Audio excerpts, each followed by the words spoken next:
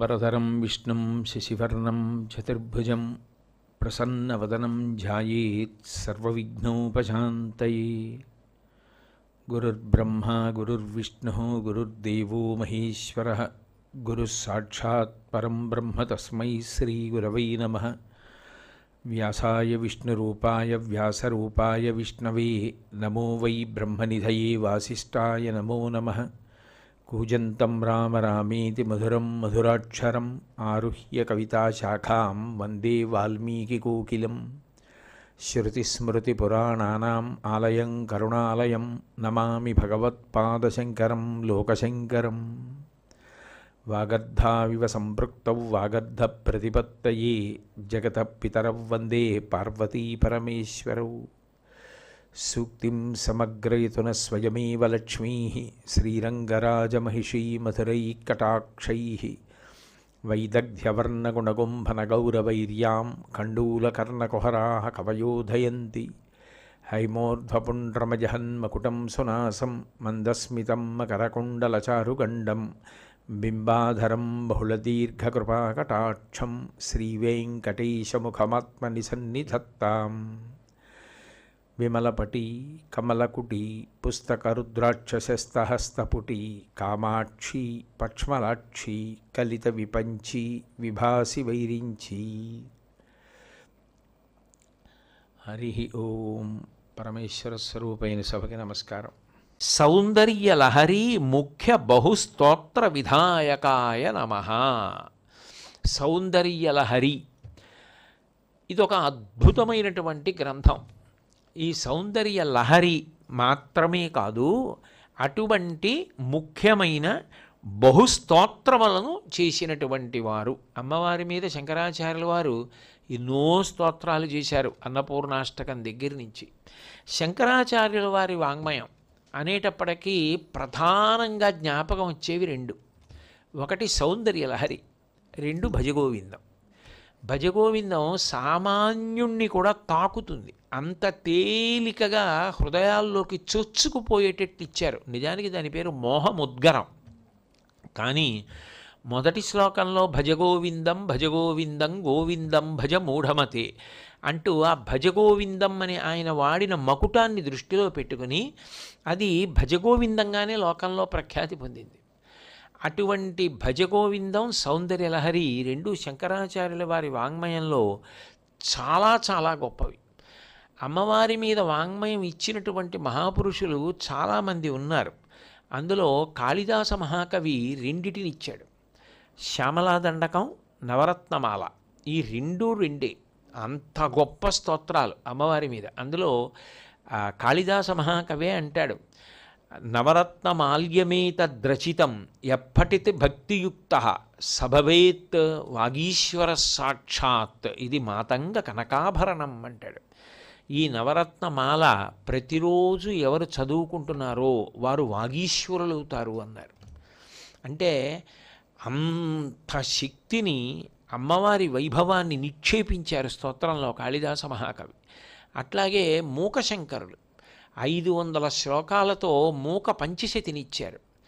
అదేవిధంగా దుర్వాసో మహర్షి ఆర్యా ద్విశతినిచ్చారు. శంకర భగవత్పాదులు సౌందర్య లహరినిచ్చారు. శంకరాచార్యుల వారు సౌందర్య లహరి రచించినప్పుడు శిఖరిణీ వృత్తంలో రచించారు. అసలు ఆ వృత్తం పేరే శిఖరిణి. శిఖరిణి అంటే ఎత్తైన పర్వత శిఖరము అని. చాలా గొప్పదైతే ఆయన శిఖర సమానులు అంటారు కదా, ఆయన మేరునగా ధీరులు అంటారు. పర్వత శిఖరం లాంటి వారండి ఆయన అంటారు. అంత ఎత్తైన వారు అంటే దాని అర్థం ఏంటంటే అంత గొప్పవారు, అంతటి పూజనీయులు అని. అది వృత్తం. ఆ వృత్తంలో సౌందర్య లహరిని రచించారు శంకరాచార్యుల వారు. అయితే ఈ శంకరాచార్యుల వారు రచించినటువంటి సౌందర్య లహరి గురించి పెద్దలు ఒక మాట చెప్తారు. ఒక పువ్వుల మాల కట్టడం చాలా గొప్ప విశేషం. ఎందుకంటే మీకు ఒకే రంగు పువ్వులు ఇచ్చినా అంత అందంగా పూలదండ కట్టగలగాలి, రంగురంగుల పూలు ఇచ్చినా అంత బాగా కట్టగలగాలి.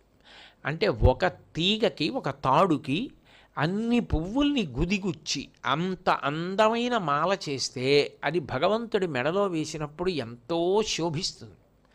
అయితే పుష్పమాల మెడలో వేసుకున్నప్పుడు కానీ భగవంతుడికి అలంకరించినప్పుడు కానీ ముక్కుకి చాలా సంతోషకారణంగా ఉంటుంది, చూసే వాళ్ళకి కంటికి సంతోషంగా ఉంటుంది. కానీ దానికి కాలంలో తొందరగా వడిలిపోయే అవకాశం ఉంది. పొద్దున్న వేసిన మాల సాయంకాలానికే వడిలిపోవచ్చు. ఇటువంటి ఋతువుల్లో అయితే, ఏ రోహిణీ కార్తీ గ్రీష్మ ఋతువు అటువంటి ఋతువుల్లో అయితే వేసిన మాల ఒక గంటకే వడిలిపోవచ్చు. కానీ శ్లోకమాల, కొన్ని శ్లోకములను ఒక మాలగా కట్టి ఇస్తే ఆ శ్లోకముల యొక్క సారం కానీ శబ్దం కానీ చెవిలోంచి లోపలికి వెళ్ళినంత మాత్రం చేత పరదేవత యొక్క అనుగ్రహం పొందడానికి వీలుగా రచన చేయడం అంటే అది ఒక్క సౌందర్యలహరి ఎందే ఉంది అంటారు. అభిజ్ఞులైన పెద్దలు, బాగా ఈ కవిత్వంలో ప్రవేశం ఉన్నవాళ్ళు ఒక మాట చెప్తారు: సౌందర్య లహరితో సమానమైనటువంటి కవిత్వం ఈ లోకంలో లేదు అంటారు.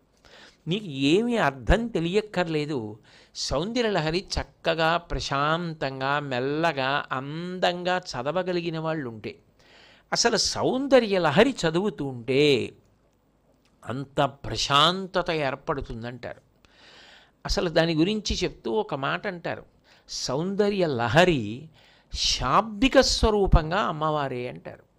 అందుకే ఎక్కడైనా శంకరాచార్యుల వారికి సంబంధించినటువంటి పూజ కానీ, శంకర భగవత్పాదులకు సంబంధించిన ప్రవచనం కానీ ఇటువంటివి జరుగుతున్నప్పుడు సౌందర్యలహరి చదవండి అంటారు.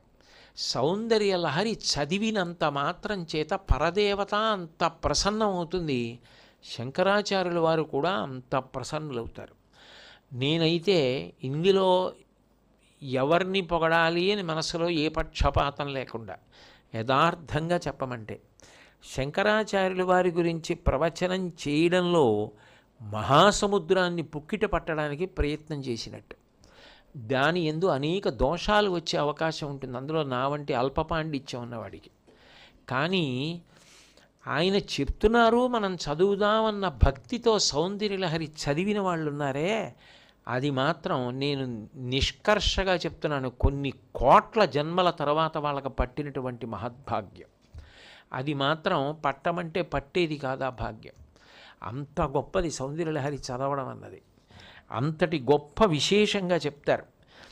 ఇందులో ఈ సౌందర్యలహరి రావడం గురించి శంకర విజయాల్లో చెప్పబడని వృత్తాంతం ఒకటి ఉంది. ఎక్కడ ఏ శంకర విజయంలోనూ దాని గురించి ప్రస్తావన లేదు, కానీ మౌఖికంగా చెప్పుకుంటూ ఉంటారు. అంటారు, కామకోటి పీఠాధిపత్యం వహించిన మహాపురుషులు అపర శంకరాచార్యుల వారు, చంద్రశేఖరేంద్ర సరస్వతి మహాస్వామి వారు కూడా ఆ వృత్తాంతాన్ని అంగీకరించారు.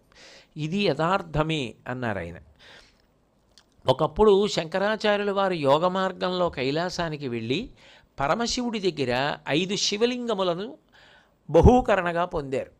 దేనికేవి ఆయనకి అంటే ఆయన కోసం కాదు, ఎప్పటికీ ఈ దేశం సుభిక్షంగా ఉండాలి, అన్నానికి భక్తి జ్ఞాన వైరాగ్యాలకి లోటు రాకూడదని ఆయన పరమశివుడి దగ్గర నుంచి 5 శివలింగములను తీసుకొచ్చి ఆ స్ఫటికలింగాల్ని 5 ప్రదేశాల్లో ఉంచారు.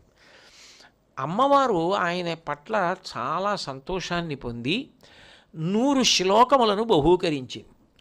ఆ 100 శ్లోకములు అమ్మవారికి సంబంధించినటువంటి విద్య, ఇది నువ్వు భూలోకంలో ప్రచారం చేయి అని శంకరాచార్యుల వారికి ఇచ్చింది.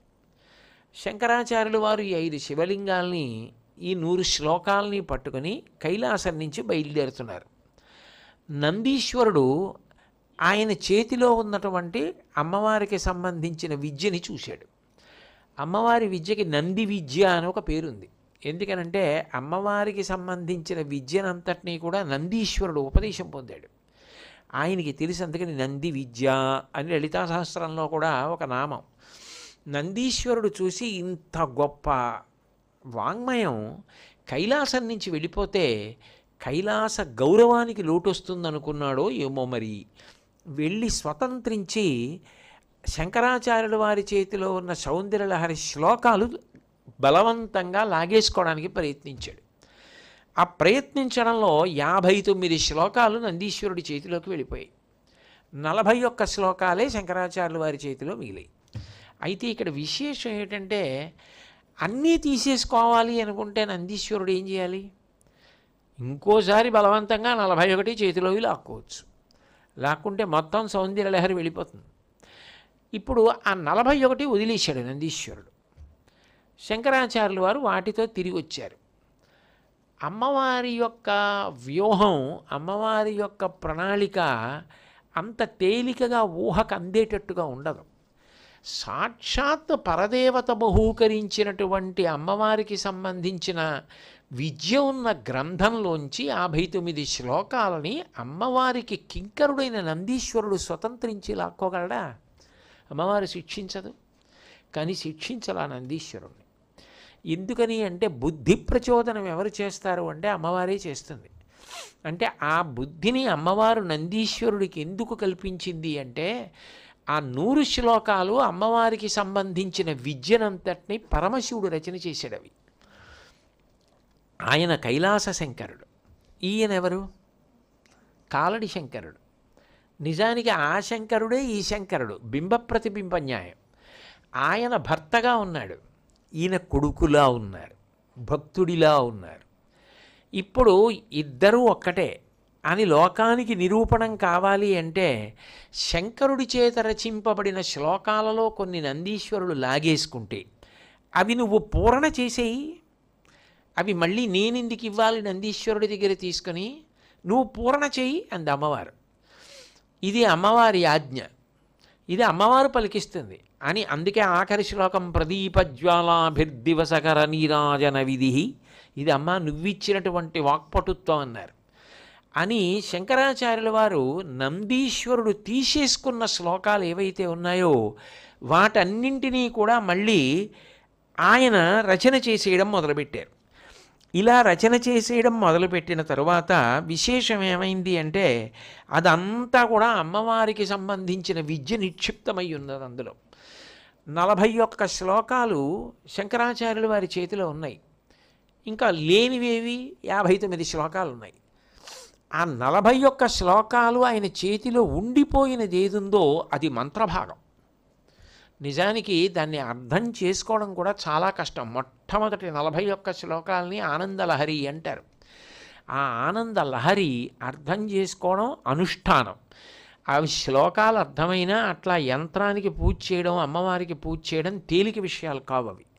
అవి చాలా చాలా క్లేశంతో కూడుకున్నవి. చక్రార్చన మొదలైనవి అందరూ చేసేవి కావు. అంత సాహసం మంచిది కాదు కూడా. అది కొద్దిమంది ఎవరో చేస్తారంతే. అటువంటి చక్రార్చనకు సంబంధించిన విషయములు మొదటి 41 శ్లోకాల్లో చెప్పబడ్డాయి. ఇప్పుడు నందీశ్వరుడు తీసేసుకున్న 59 శ్లోకాలు శంకరాచార్యుల వారు పూర్తి చేయాలి. పూర్తి చేసేద్దామని ప్రయత్నం చేస్తూ శంకరాచార్యుల వారు మళ్ళీ పూరణ మొదలుపెట్టారు రాయడం. మొదలుపెట్టినప్పుడు ఏమైందంటే 41 ఈయన దగ్గర ఉన్నాయి కదా, మిగిలిన 59 వ్రాయడం మొదలుపెట్టి 42, 43, 44 శ్లోకం దగ్గరికి వచ్చారు. అంటే మూడో శ్లోకం దగ్గరికి వచ్చేటప్పటికి ఆయన నోటి వెంట సౌందర్యలహరి అని పడింది ఆ శ్లోకంలో. అదే పరమాద్భుతమైన శ్లోకంగా చెప్తారు. ఇంకా కవిత్వంలో అటువంటి కవిత్వం చేయడం అసంభవం అంటారు. అట్లా ఎవరు చెయ్యలేరు అంటారు. ఎందుకనంటే పుష్పమాల కట్టేటప్పుడు అన్ని పువ్వులు పళ్ళెంలో ఉంటాయి. మామూలుగా మాట్లాడుతూ పువ్వులు ఏరుకొని ఒక పువ్వుని పైకి పెట్టి ఇంకో పువ్వుని ఏరి కిందికి పెట్టి ఈ 2 పువ్వుల్ని ముందు కట్టిన పువ్వులకి దగ్గరగా జరుపుకొని ఆ కింద వేలాడుతున్న దారాన్ని తీసి అలవోకగా ఇలా వేసి దాన్ని ఇలా లాగి దాన్ని దగ్గరగా యువతల కట్టబడిన పూలకి చాలా దగ్గరగా వచ్చేసేటట్టు, లేకపోతే దూరం అయిపోయి అసహ్యంగా ఉంటుంది, ముద్ద కింద ఉండదు, ఆ ముద్ద కింద ఉండేటట్టు కట్టి అలాగే ఎడంచేత్తో పట్టుకుని మళ్ళీ కుడి చేత్తో పువ్వు పైకి ఇలా కిందకి ముచిక మళ్ళీ తీసి ఓ ముచిక పైకి పువ్వు కిందకి ఉండేటట్టు రెండింటినీ కలిపి పట్టుకుని దగ్గరికి జరిపి వేలాడుతున్న దారాన్ని ఇలా పైకి వేసి ఇలా అలవోకగా లాగి అది వేగంగా అలా దండ కట్టేస్తే ఎంత పొడుగు కావాలో అంతవరకు ఎక్కడెక్కడ రంగులు వేస్తే సమానంగా వస్తాయో అలా వేస్తూ దండ కట్టడం అంటే చాలా గొప్ప విషయం. అసలు ఆ దండ కట్టడం చూస్తేనే అంత అందంగా ఉంటుంది. అందులో కనకాంబరాలు లాంటివి కడుతుంటే, మల్లెపూలు లాంటివి, జాజులు కడుతుంటే మరీ అందంగా ఉంటుంది. ఎందుకంటే ఆ చిన్న ముచికలు పట్టుకుని అలా దండ కట్టడం అన్నది అదొక గొప్ప సొబగు. అందుకే నాకు దండలు కట్టే ప్రావీణ్యం ఉన్న వాళ్ళంటే ఒక ప్రత్యేకమైన అభిమానం.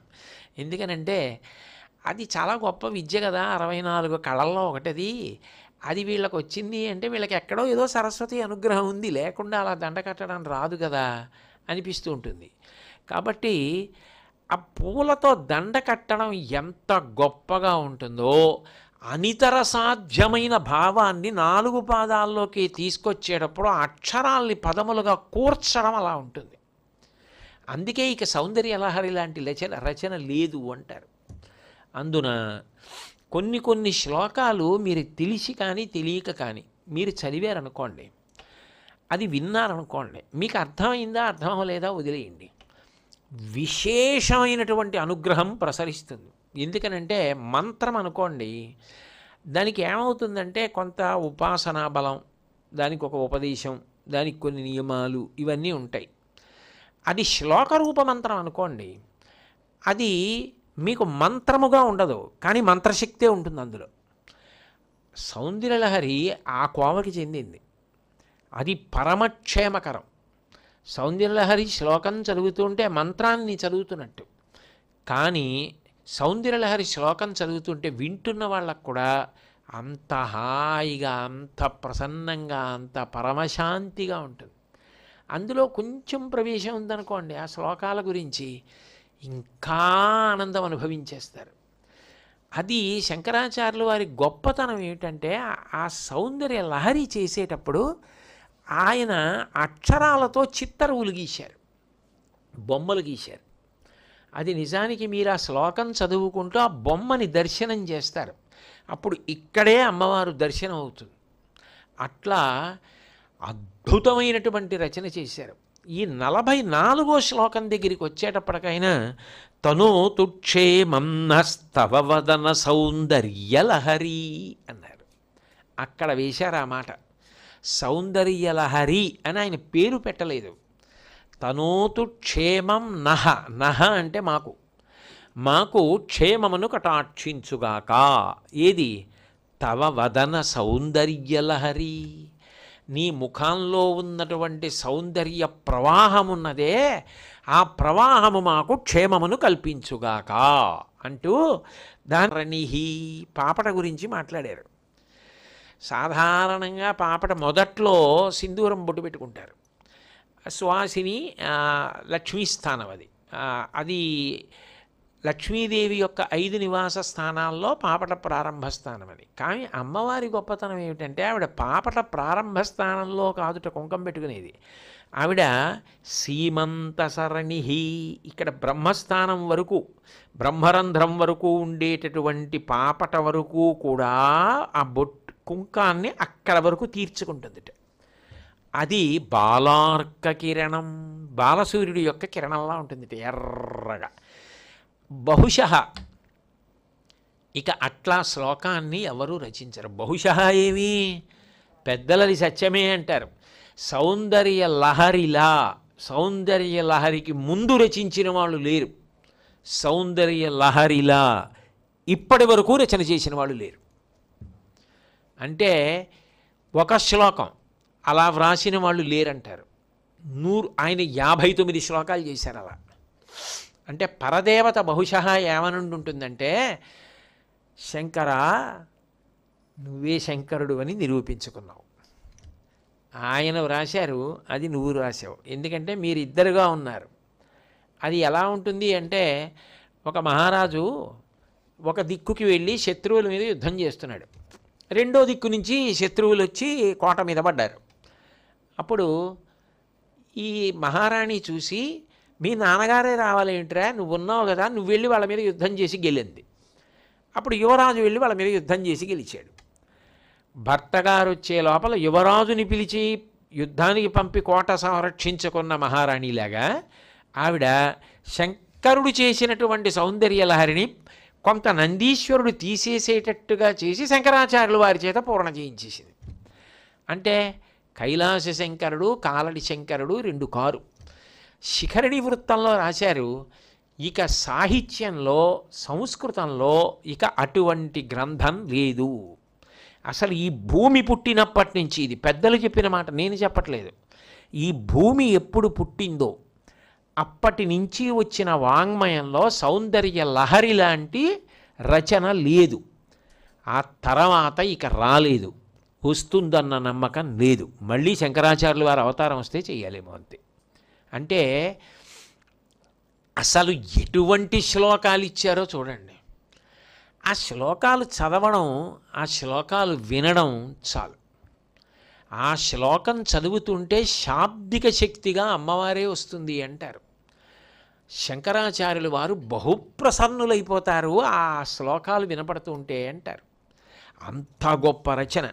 అందులో ఆయన ఈ 44వ శ్లోకంలో తనోతు క్షేమం నస్తవ వదన సౌందర్యలహరి పరివాహ స్తోత్ర సరణిరివ సీమంత సరణి వహంతి సింధూరం ప్రబలకబరీ భారతిమిరః దిశాం వృందై బందీకృత నవీనార్క కిరణం అది వర్ణించారు. అమ్మో, అసలు ఆ కవిత్వం ఏమిటో, ఆ ఊహ ఏమిటో ఎవరికి అందదు. ఎప్పటి నుంచో చీకటికి కోరికట. ఈ సూర్యుడు వచ్చి మమ్మల్ని ఓడించేస్తున్నాడు, ఆయన వచ్చేప్పటికి మేము లేకుండా పోతాం, సూర్యుడిని పట్టుకోవాలని, సూర్యుడిని పట్టుకుని ఓడించాలి, మా చీకట్లతో కప్పేయాలి అయిందని. గెలిచింది ఉందా? ఎప్పుడూ గెలవలేదు. అందుకని అనుకున్నైట మనం సూర్యుడిని ఎలాగో గెలవలేం, బాలసూర్యుడిని పట్టేద్దాం అనుకున్నైట. బాలసూర్యుడు అయితే ఇంకా అప్పుడే ఉదయించిన బింబం కదా, పట్టేద్దాం, అప్పటికి మనం బలంగా ఉంటాం, ఆయన ఇంకా బలహీనంగా ఉంటాడు, అప్పుడప్పుడే ఉదయిస్తాం, ఆయన్ని పట్టేద్దాం అందరం కలిసి రేపు అనుకున్నైట. అనుకుంటే 2 పక్కల కాపు కాసేయట తూర్పు పర్వతానికి, ఆయన దాని మించి రావాలి కదా. అంటే మొదటి కిరణం పడిందిట. ఆ మొదటి కిరణం పడితే ఎలా ఉంటుంది? ఎర్రగా ఉంటుంది. నవీనార్క కిరణం, అప్పుడే వచ్చినటువంటి మొదటి కిరణం, అది ఎలా ఉంటుందో అలా ఉందిట. ఎర్రగా అమ్మవారి పాపటలో పెట్టుకున్న కుంకం. 2 పక్కలా ఉన్న అమ్మవారి కురులు నల్లగా ఉంటాయి కదా. దునోతుద్ధాంతం నస్తులిత దళితేందీ వరవనం ఘన స్నిగ్ధ శ్లేక్షణం చికురనిగురంబం తవ శివే యదీయం సౌరభ్యం సహజముపలబ్ధం సుమనసో వసంతస్మిన్ మన్యే వలమధన వాటీ విటపినాం అంటారు. అంత నల్లగా ఉంటుంది జుత్తు. అది చీకట్లలా ఉందిట. చీకట్ల గుంపులు 2 పక్కలా కాసినట్టుగా కాసేయట ఆ జుత్తు. మధ్యలో ఎర్రగా కుంకం. అది ఎలా ఉందంటే కొత్తగా పుట్టిన కిరణంలా ఉందిట. దాన్ని పట్టేద్దామని 2 పక్కలా పట్టుకున్నటువంటి చీకట్ల గుంపుల్లా అమ్మవారి జుత్తు ఉందిట. పట్టగలవా ఎప్పటికైనా? అందుకని అది అలాగే ఉంటుంది. ఆ ఎర్రటి దారి సీమంత సరణి అలాగే ఉంటుంది. ఆ దారి ఎక్కడదిట? అది ఎలా ఎందుకు వచ్చిందిట పాపట తెల్లగా? అంటే అమ్మవారి యొక్క ముఖంలో ఉన్న దీప్తి పైకి లేచి నదీ ప్రవాహం కాలవలోంచి ఎలా వెడుతుందో అలా అలా కాలవలా వెళ్ళిందిట ఇలాగా. అది అమ్మా మాకు క్షేమాన్ని ఇస్తుంది. నహ చదివిన వాళ్ళకే కాదు, విన్న వాళ్ళందరికీ క్షేమం. అది పైగా అమ్మవారి యొక్క సింధూరం, అమ్మవారి పాపటలో పెట్టుకున్న సింధూరం, అది లక్ష్మీస్థానం. అది పొద్దున్న ఒక్కసారి ఆ శ్లోకం వినబడిన, ఆ శ్లోకం చదివినా చాలు, అంత గొప్ప శ్లోకం అది. ఆ శ్లోకంలో వాడారు ఈ మాట సౌందర్యలహరి అని. అందుకని శంకరాచార్యుల వారు అంత గొప్ప శ్లోకంలో మొదటి పాదంలో చిట్ట చివర వాడారు కాబట్టి ఆ శ్లోకం వచ్చిన ఆనందలహరికి కలిపి సౌందర్యలహరి అని పేరు వచ్చేసింది. అంటే అసలు ఎంత గొప్ప విశేషం అది. ఆయన ఆ శ్లోకంలో వాడిన పేరు అంతటికీ అట్లాగే వచ్చేసింది. అయితే 41 శ్లోకాలు ఉన్నాయి కదా, అందులో 8వ శ్లోకంలో మీరు పరిశీలిస్తే కతిచన చిదానందలహరి అని కనపడుతుంది. ఆనందలహరి, చిత్ ఆనందలహరి, అది ఆనందలహరి, ఇది సౌందర్యలహరి. కానీ ఈ సౌందర్యలహరి ఆ ఆనందలహరిని కప్పేసింది. కప్పేసి మొత్తం గ్రంథం సౌందర్యలహరి అయిపోయింది. ఏమిటి ఆ సౌందర్యం? అమ్మవారి ప్రేమ, అమ్మవారి యొక్క కాచిదరుణ, అమ్మవారి యొక్క అరుణ కరుణ, ఆవిడ యొక్క ఎరుపు ఆవిడ కారుణ్యం. ఏమి శ్లోకాలు, ఏమి అద్భుతమో! అంత గొప్పదైనటువంటి సౌందర్యలహరిని ఇచ్చారు. ఆయన తీసుకొచ్చినప్పుడు దాన్ని అంబికా స్తవసారం అన్న పేరుతో ఉందిట. శంకర భగవత్పాదులు చేసినటువంటి 3వ శ్లోకంలో వాడిన మాట వల్ల అదంతా కూడా సౌందర్య లహరి అయిపోయింది. అంతేకాదు పెద్దలు ఒక మాట చెప్తారు, సర్వసాధారణంగా లోకంలో ఏదైనా ఒకటి చదివితే ఒక ప్రయోజనం కలుగుతూ ఉంటుంది, లేదా ఒక 5-6 ప్రయోజనాలు 10 ప్రయోజనాలు కలుగుతాయి. ఇక ఈ ప్రయోజనము దీని వలన మాత్రం కలగలేదని చెప్పడానికి వీలు లేకుండా అన్ని ప్రయోజనములను కల్పించగలిగినది సౌందర్యలహరి. 100 శ్లోకాల సౌందర్యలహరిని చదివారనుకోండి, ఆ రోజు అంత ప్రయోజన సిద్ధి కలిగిపోతుంది. సౌందర్యలహరి చదవడం అంత గొప్పది, వినడం అంత గొప్పది. ఆ శాబ్దిక శక్తి పట్టిందనుకోండి ఒక ప్రాంగణాన్ని, ఆ ప్రాంగణం అంత శక్తివంతం అవుతుంది. అసలు నిజానికి దాని వైభవం తెలిసి ఉంటే ఒకళ్ళు చదవడం కాదు, శ్రద్ధగా అందరూ ముందొచ్చి వాళ్ళతో కంఠం కలిపి అందరూ చదువుతారు. ఇది గొప్ప అవకాశం. కూర్చోడానికి కాదు, మనం కూడా చదవచ్చు. కనీసం పుస్తకం పట్టుకుని చదవడం మొదలెడితే ఇంతకన్నా అవకాశం ఉండదు కదూ. మనకు ఆ శ్లోకం చదవడం వస్తుందని అవకాశంగా తీసుకుని చదువుకోవాలి. అంతేగాని వాళ్ళు చదువుతారు మనం కూర్చుందామంటే అది పరిపూర్ణంగా అవకాశాన్ని వినియోగించుకున్నట్లు కాదు. మళ్ళీ ఎప్పుడు వస్తుంది అలాగా? చదవడం బాగా వచ్చిన వాళ్ళు ఎప్పుడు చదువుతారు, విని నేర్చుకోవడం ఎప్పుడు నేర్చుకుంటారు?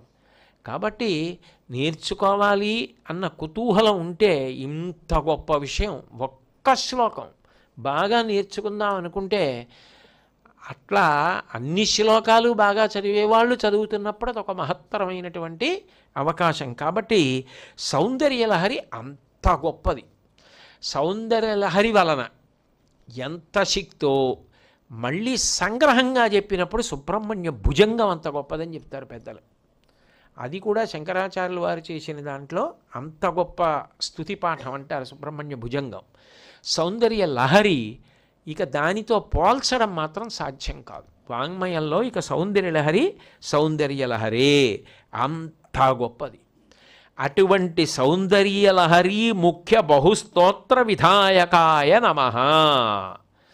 సమయం అన్నది ఒకటి ఉంది కదూ, అందుకని దాన్ని దృష్టిలో పెట్టుకుని ఎక్కడొక్కడ నామాన్ని పూర్తి చేస్తూ ఉండాలి. కాబట్టి అట్లా పరదేవతకు సంబంధించిన సౌందర్యలహరి మొదలైన అద్భుతమైన స్తోత్రములను ఇచ్చినవారు శంకర భగవత్పాదులు. ఆయన చతుషష్ఠి కళాభిజ్ఞాయ నమః. ఆయనకి తెలియని కళ లేదు, 64 కళలు ఆయనకి తెలుసు. అందుకే తోటకాచార్యులు వారు ఆయన గురించి స్తోత్రం చేస్తూ విదితానమయ విశదైక కళ అంటారు. 64 కళలు నేర్చుకున్న వాడికి ఏదో ఒక కళ గురించి అంత బాగా గుర్తులేదు అనొచ్చు. లేకపోతే ఇందులో 30 చాలా బాగా వచ్చండి, 34 మాత్రం కొంత ప్రవేశం ఉంది అనొచ్చు. శంకరులకు అలా కాదుట, 64 కళలు సంపూర్ణమైన ప్రభుత్వం అంట ఆయనకి. 64 కళల మీద అంత పట్టు ఆయనకి. కళ అంటే ఏంటంటే సంస్కృతిని ఉద్దీపనం చేస్తుంది. ఒక మనిషి యొక్క సంస్కృతి అంటే ఆచారము, వ్యవహారము, అలవాట్లు, మనసు, విశాలమైనటువంటి భావనలు, ఆయన అనుభవించే ప్రశాంతత, వీటన్నిటికీ కారణం ఎక్కడుంటుంది అంటే సంస్కృతి మీద ఆధారపడుతుంది. ఆ సంస్కృతి కళ మీద ఆధారపడుతుంది. ఒక దేశ సంస్కృతిని అక్కడ ఉన్న కళలు బట్టి చెప్తారు. ఈ దేశానికి ఇంత గొప్ప పేరు ఎందుకండి అని అడిగారు అనుకోండి, ఈ దేశానికి ఇంత గొప్ప పేరు ఎందుకు వచ్చింది అంటే ఇక్కడ ఉన్న వాంగ్మయం. శంకరాచార్యుల వారి యొక్క జీవిత కథ గురించి ఒక మాట చెప్తారు. నీకు తెలిసి కానీ తెలియక కానీ శంకరాచార్యుల వారి యొక్క జీవితాన్ని ఏ నెపం పెట్టి నువ్వు పరిశీలించినా, ఆ నామాలను నువ్వు చదవడం మొదలుపెట్టినా, వినడం మొదలుపెట్టినా నీకు తెలియని ప్రశాంతత ఏర్పడుతుంది. నువ్వు నలుగురిలో పెద్దగా కలవడానికి ఇష్టపడవు. నీకు తెలియకుండానే నువ్వు ఏకాంతంగా కూర్చొని ఎంతో సమయాన్ని ఎంతో ఆనందంగా గడపడానికి ఇష్టపడిపోతావు. అది కానీ వదిలిపెట్టావా ఆ ప్రశాంతత చెదిరిపోతుంది. అది అసలు శంకరుల యొక్క జీవిత చరిత్రకి, శంకర విజయాలకు ఉన్నటువంటి గొప్పతనం. ఆయన పేరు పట్టుకుంటే శాంతి, మనసు ఇంకేమీ అభిలషించదు. ఎంత తొందరగా వెళ్ళిపోయి అక్కడ కూర్చుని అలా చదువుకు ఎలాగో చెప్పవని తెలుసు, అంతసేపు చెప్పవు నువ్వు అని తెలుసు. ఎందుకంటే అంత సమయం లేదు, నీకు చెప్పే అవకాశం లేదని తెలుసు. తెలిసి కూడా నువ్వు చదవకుండా ఉండలేక చదువుకుంటూ కూర్చుంటావు అంతే. ఎందుకంటే ఆ శాంతిని మరిగేస్తుంది మనసు. ఆ ప్రశాంతతని అనుభవించడం అలవాటైపోయింది అనుకోండి, అది ఎంత తొందరగా అక్కడికి వెళ్ళిపోదామా అనిపిస్తుంది. దానికి భంగం చేసేవాళ్ళు అని అనిపించింది అనుకోండి, ఎంత దూరంగా ఉంచుదామా వాళ్ళని అనిపిస్తుంది. వాళ్ళతో మీరు కానీ దగ్గరికి వెళ్ళినా మాట్లాడినా మీ శాంతికి భంగకరం అనిపిస్తే ఇక వాళ్ళ ముఖం వైపు కూడా చూడబుద్ధి. ఎందుకని అంటే అది అంత శాంతినిస్తుంది. అంటే మీకు అంత ప్రశాంతంగా ఉండాలి అంటే అంత హాయిగా అలా గడపాలి అని అనిపిస్తుంది. అంటే ఆ వాంగ్మయం అటువంటిది. ఇక్కడ ఉన్న శిల్పం అంత గొప్ప శిల్పం, ఇక్కడ ఉన్న నృత్యం అంత గొప్ప నృత్యం, ఇక్కడ ఉన్న శాస్త్రాలు అంత గొప్ప శాస్త్రాలు, ఇక్కడ గురువులు అంత గొప్ప గురువులు. ఇవన్నీ ఏం చేస్తాయి? సంస్కృతిని ఉద్దీపనం చేస్తాయి. సంస్కృతి ఏమిటి ఇక్కడ? శాంతి. ఓం శాంతి శాంతి శాంతి. నువ్వు ప్రశాంతంగా ఉండడం ఇక్కడ ప్రధానం. నువ్వు ప్రశాంతంగా ఉండాలి, అందరూ ప్రశాంతంగా ఉండాలి. అది ఇచ్చేటటువంటివన్నీ కూడా ఇక్కడ లలిత కళలుగా ఉంటాయి. దానికి వ్యతిరేకంగా మనసుని బాగా ఉద్వేగపరిచేవి, ఇంద్రియాలతో సుఖాలను అనుభవిస్తూ అదే చరమస్థితి అనుకునే భావం కలిగేటట్టు చెయ్యకుండా మనసు అణిగి ప్రశాంతత పొందేటట్టుగా చేస్తాయి. మనసుని పవిత్రం చేస్తాయి, అపవిత్రం చెయ్యవు. అటువంటివి ఇక్కడ ఉన్నటువంటి కళలు. ఆ కళ ఏదైతే ఉందో అదే సంస్కృతిని నిర్వచనం చేస్తుంది. ఈ దేశానికి ఇంత గొప్ప పేరు వచ్చింది అంటే ఆ పేరు దేని వలన వచ్చింది అంటే ఇక్కడ ఉన్న కళలు, ఇక్కడ ఉన్న సంస్కృతి వలన వచ్చింది. దానికి మనం వారసులం. అన్నిటికన్నా చాలా జాగ్రత్తగా గుర్తు పెట్టుకుని నిలబెట్టుకోవలసింది దేన్ని అంటే ఆ సంస్కృతిని నిలబెట్టుకోవాలి.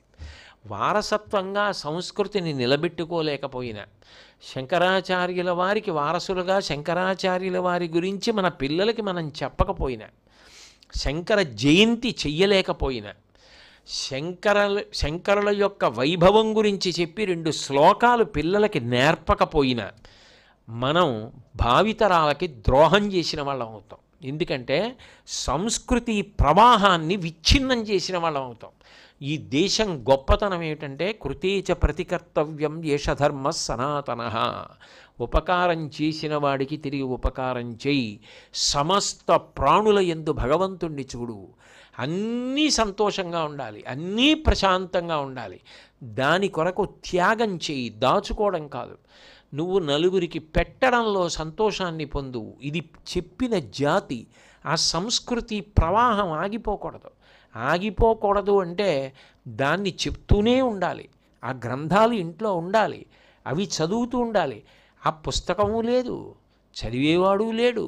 ఇంటికి వచ్చినప్పుడు పిల్లలు చదవడానికి నాన్నగారు కూర్చునే గదిలోకి వెడితే ఒక్క పుస్తకం కనపడకపోతే ఆ తర్వాత వారసత్వ సంపదగా పిల్లలకి ఏమొస్తుంది? ఏం చదువుతారు వాళ్ళు? నువ్వు అవన్నీ చదివి వ్రాసిన పుస్తకం ఒక్కటి ఉంటే ఏమో ఆ తర్వాత అది ఎవరు చదువుతారో, ఏ మనవడు చదువుతాడో, ఏ ముని మనవడు చదువుతాడో. తాతగారు ఎన్ని పుస్తకాలు చదివారు, ఎన్ని పుస్తకాల పేర్లు రాశారు, ఎన్ని పుటల యొక్క సంఖ్య వేశారు ఇక్కడ. అంటే ఈయన ఇన్ని చదివి ఉండాలి. అవన్నీ ఇన్ని పుస్తకాలా? ఇవన్నీ చదివారు ఆ తాతగారు. ఆయనకి మనవణ్ణయ్యుండి నేను ఇందులో 4 పుస్తకాలు చదవకపోతే చాలా అసహ్యంగా ఉంటుంది, నేను చదవాలని వాడు తీస్తాడు ఆ పుస్తకం. అది నీకు శాశ్వతంగా వంశానికి కీర్తి తెస్తుంది. వాడు ఎంత సంపాదించాడన్నది కానీ కాదు, అది కొంతవరకే. వాడు ఎలా బ్రతికాడు, ఎలా 10 మందికి గౌరవాన్ని ఇచ్చాడు, 10 మంది దగ్గర గౌరవం పొందాడు, ఎంత త్యాగశీలతతో బతికాడు అన్నదాని వలనే ఇంటికి గౌరవం. అది నిర్ణయింపబడాలి అంటే ఇటువంటి వాంగ్మయం ప్రవహించాలి. ప్రవహించకపోతే శంకర జయంతి చేయడం కష్టమైపోతే, శంకర జయంతికి ₹1 ఖర్చు పెట్టడం కష్టమైపోతే, శంకర జయంతి నాడు ఒళ్ళు వంచడం కష్టమైపోతే నువ్వు భావితరాలకు అందించేది ఏముంటుంది? భోగం తప్ప. అలా శంకరాచార్యులు వారు కూడా అనుకుని ఉండుంటే ఇవాళ ఉండుండేదా సనాతన ధర్మం? ఉండేదా ఈ గౌరవం మన జాతికి? అటువంటి మహాపురుషులకు నివాళి ఇవ్వలేకపోతే ఇంక మనుష్య జన్మకి తాత్పర్యం ఏముంది? కాబట్టి చతుషష్ఠి కళాభిజ్ఞాయ నమః. ఆయన 64 కళలు పరిపూర్ణముగా తెలిసున్నవారు. ఈ 64 కళలు భిన్న భిన్నములుగా ఉన్నాయి జాబితాలు. అందులో భోజుడు ఇచ్చినటువంటి జాబితాని ప్రధానంగా తీసుకుంటారు, ఎక్కువ మంది దాన్ని తీసుకుంటారు. అందులో అనేకమున్నాయి ఆ కళల పేర్లు. కానీ ఏదో కొద్దిగా మాత్రం వినిపిస్తాను. ఇప్పుడు అవన్నీ చెప్పినంత మాత్రం చేత అవన్నీ వచ్చేసాయని కాదు, కానీ కొన్నైనా చెప్పుకోపోతే అన్యాయం కాబట్టి. గీతము, వాదిత్రము, నృత్తము, నాట్యము, చిత్రము, పుస్తకకర్మ, పత్రఛేద్యము అంటే ఆకు తుంపడం కూడా అలా తుంపాలన్నమాట. పత్రఛేద్యము, లిపి జ్ఞానము, వచన కౌశలము, వైలక్షణ్యము, మాల్యవిధి దండకట్టడం, మాల్యవిధి, గంధయుక్తి, ఆస్వాద్య విధానము, అనురంజన జ్ఞానము, రత్నపరీక్ష, ఉపకరణక్రియ, సీవ్యము, అజీవజ్ఞానము, పశ్వాది వైద్యము, మాయాకృతము, పాషండ సమయ జ్ఞానము, క్రీడాకౌశలము, సంహనము, శరీర సంస్కార కౌశలము, ఇవన్నీ 64లో ఉన్నాయి. ఇందులో శంకరాచార్యుల వారికి తెలియనిది లేదు. ఆ నుంచి బండిరా వరకు ఆయనకి తెలుసు 64 కళలు. తెలుసుక ఆ మాట నేను చెప్పడం కాదు, ఆయన పక్కనే ఉన్నటువంటి శిష్యుడు తోటకాచార్యులు వారు చెప్పారు. అందుకని విదితాన్నమయ్య విశదైక కళ అన్నారు. విశదైక కళ అంటే పరిపూర్ణముగా కళలు తెలిసి ఉన్నటువంటి మహానుభావుడు అని. మంగళాశాసనపరై మదాచార్య పురోగమై సర్వైశ్చ పూర్వైరాచార్యై సత్కృతాయాస్తు మంగళం. మంగళం కోసలేంద్రాయ మహనీయ గుణాత్మనే చక్రవర్తి తనూజాయ సర్వభౌమాయ మంగళం. ఉమాకాంతాయ కాంతాయ కామితార్థప్రదాయినే శ్రీగిరీశాయ దేవాయ మలినాథాయ మంగళం. సర్వం శ్రీ ఉమామహేశ్వర పరబ్రహ్మార్పణమస్తు. స్వస్తి.